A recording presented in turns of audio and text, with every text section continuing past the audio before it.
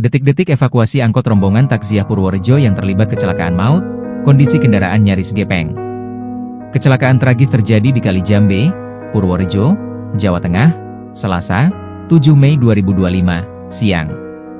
Sebuah angkot yang membawa rombongan guru PAUD yang akan takziah dari arah Magelang menuju Purworejo dihantam oleh sebuah truk pengangkut pasir. Insiden maut ini menyebabkan kendaraan angkot yang membawa rombongan ringsek parah.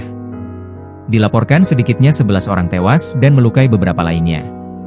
Koordinator Basarnas Unit Siaga Borobudur, Basuki mengatakan, proses evakuasi korban berlangsung dramatis dan penuh tantangan. Kami berhasil mengevakuasi 5 korban selamat yang langsung dibawa ke RSUD Purworejo. Selain itu, terdapat 11 korban yang meninggal dunia dan juga telah dievakuasi ke RSUD, ujarnya saat diwawancarai di lokasi kejadian. Basarnas bersama tim gabungan tiba di lokasi sekitar pukul 11 WIB dan segera melakukan proses penyelamatan. Salah satu korban sempat terjebak di dalam bodi angkot yang hancur.